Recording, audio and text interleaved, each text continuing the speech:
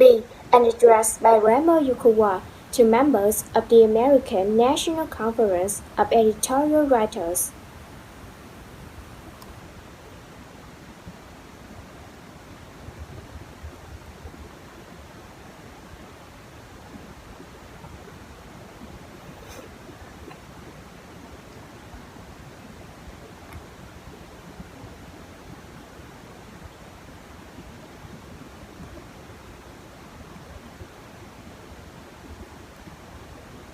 The following is a simultaneous interpretation of the full text of an address by Kuo-hwa to members of the American National Conference of Editorial Writers.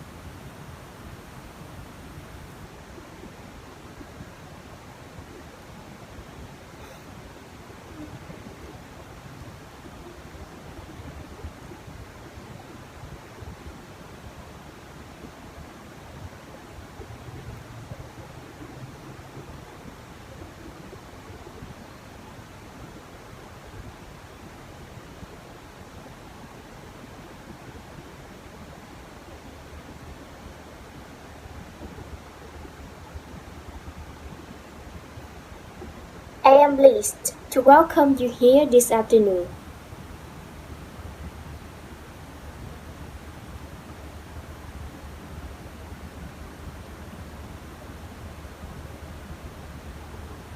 It is not so often that we have the opportunity to play host to such a distinguished group of American newspaper editors.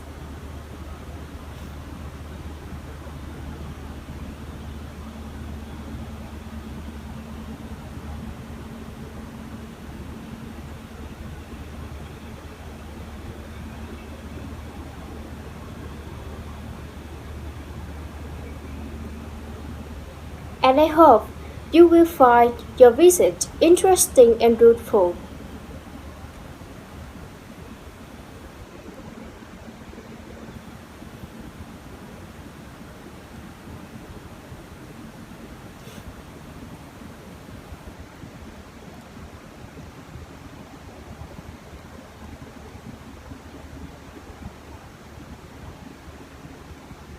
I know that some of you have kept a close eye on the affairs of this country for many years.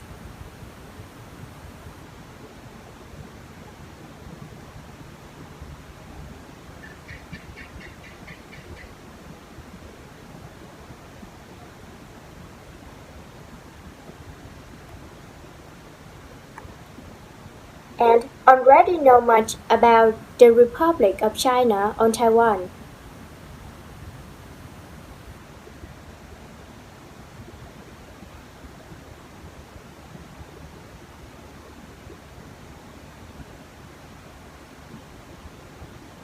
On the other hand, so much has happened in the past year that even the most dedicated ROC watchers are struggling to keep up.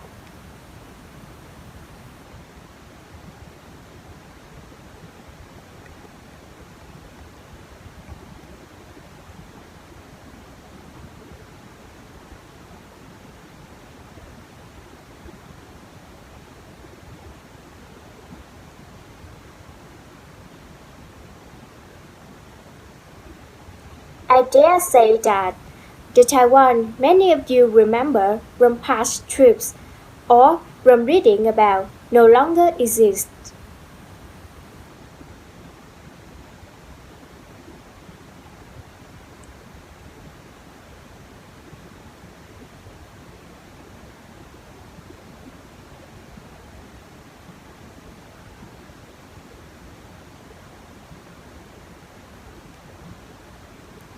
I am confident each of you will discover that this society is genuinely in motion, undergoing dynamic change, yet with the requisite stability.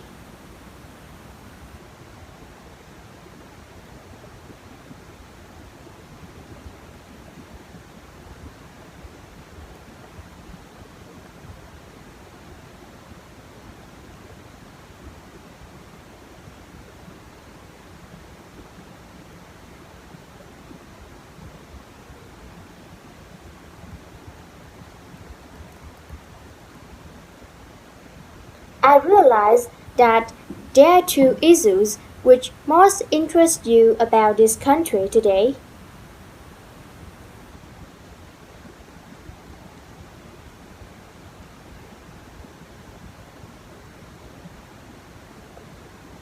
These are our recent political developments and trade issues.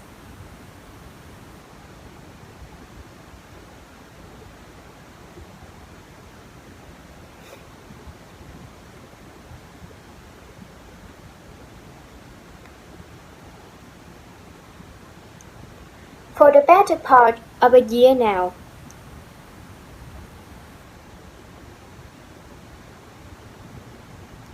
these issues have dominated the news about us in the foreign press.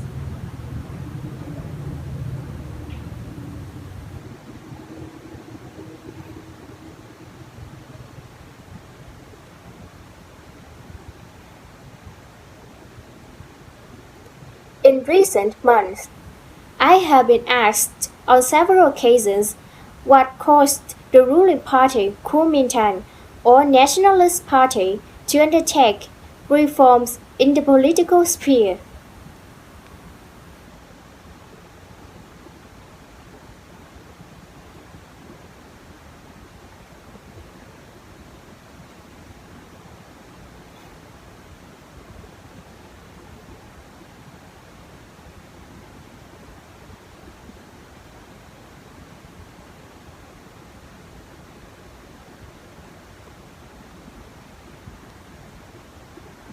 I have been asked if it were rather at home or rather from abroad, a combination of both, or if there was any rather at all.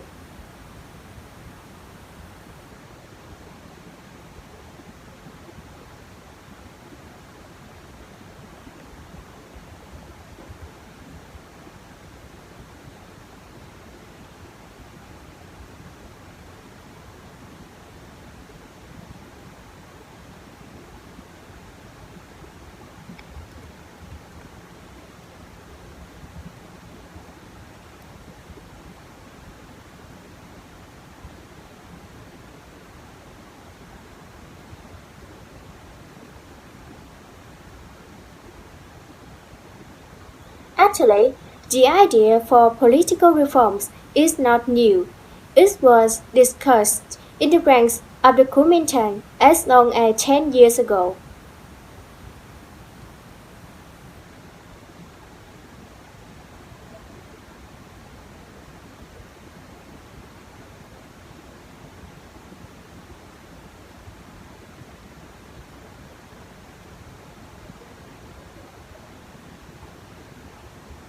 The important factor at work here is not weather, but timing.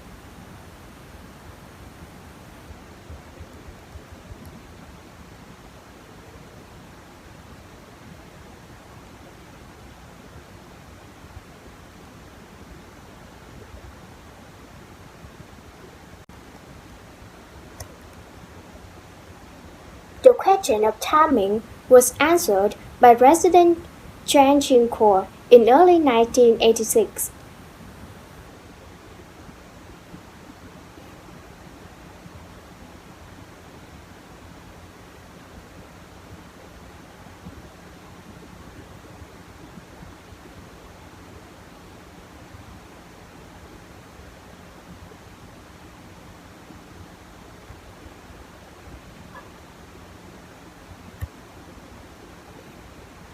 Displaying once again his amazing foresight and a knack for good timing in decision making, President Chiang realized that the nation was ripe for further democratization. We have reached a historic crossroad in our development.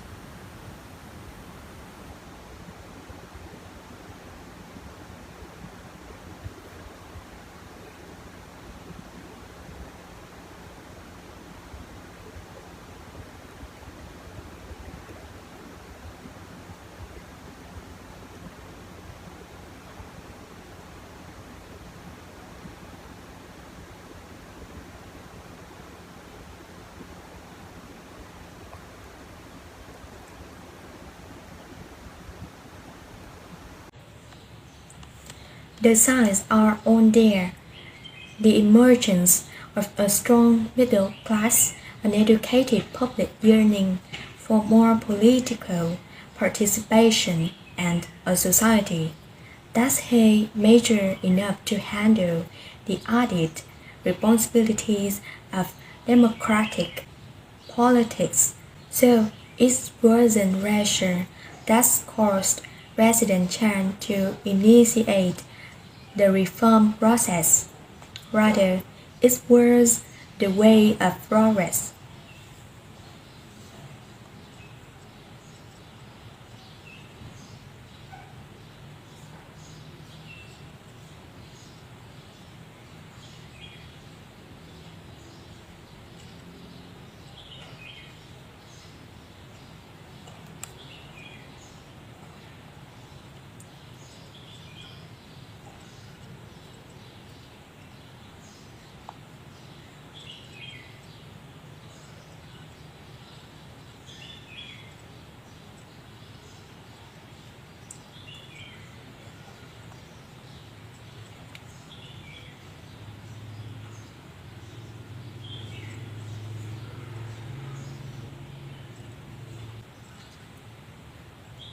What we are experiencing today was actually planned for yesterday.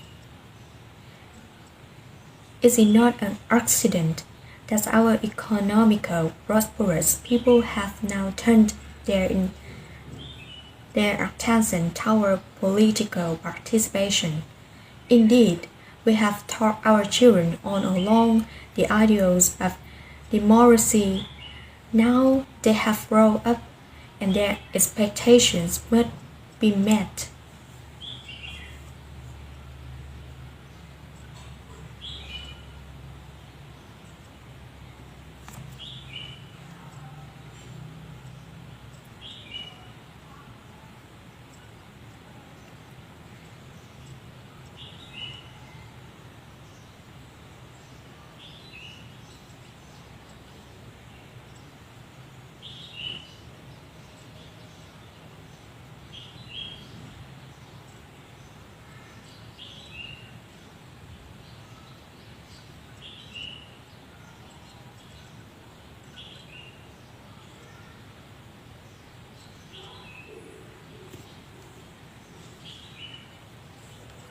The year 1986 was indeed a watershed for our political development. President Chan's publicly stated commitment to carry out political reform paved the way for many exciting developments.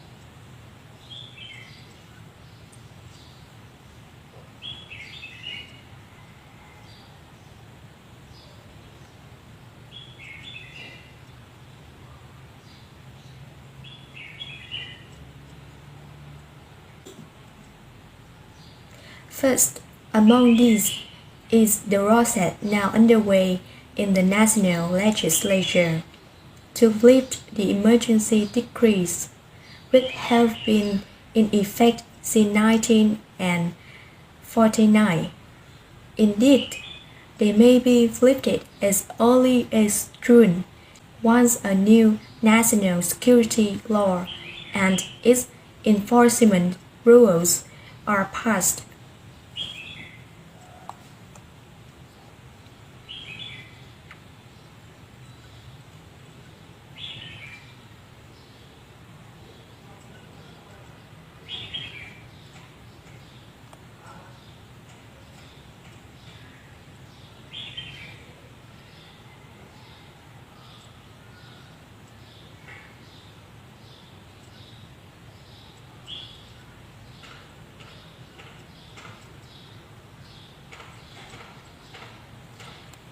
The new law, I assure you, is not merely the emergency decrease in a different guise.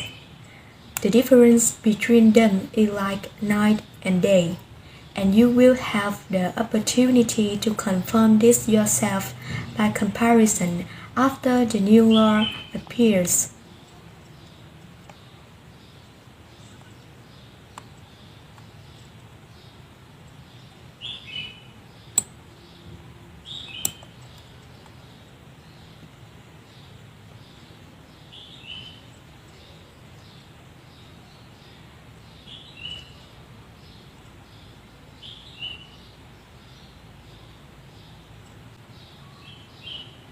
Another development in 1986 were the formation of organized opposition group politicians.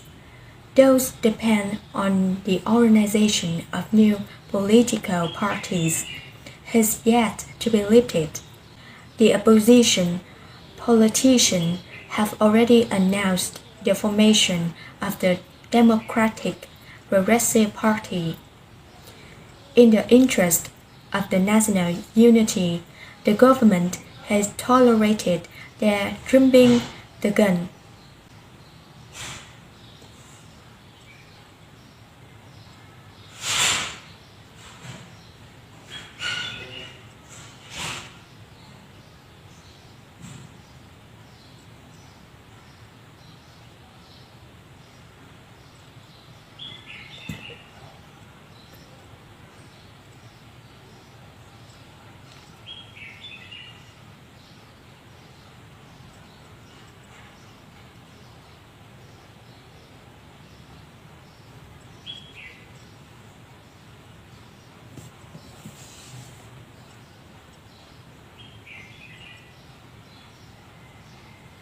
We have gone the extra mile to show our sincerity and determination to foster democratic politics in a peaceful manner, especially during last December's important national elections.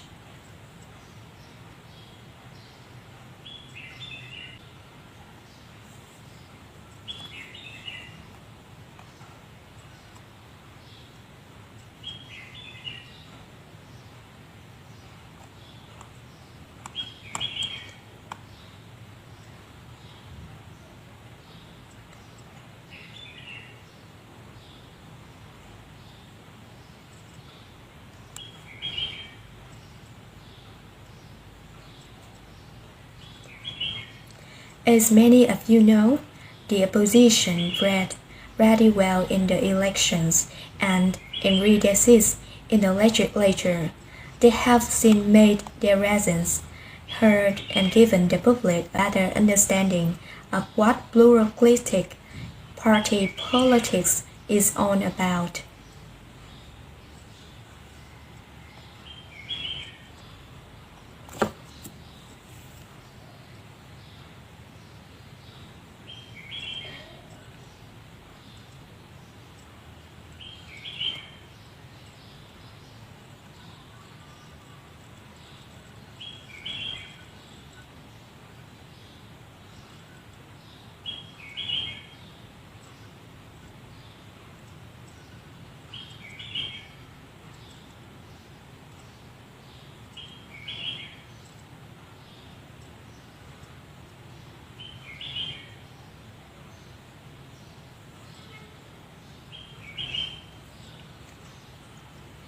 Whether a genuine and healthy multi-party system will emerge is largely unknown at this juncture. That's it up to the people to decide. But one thing is unmistakable. This country is alive with democratic politics, and no one knows it more than the cabinet officer who must face legislative interpolation day in and day out.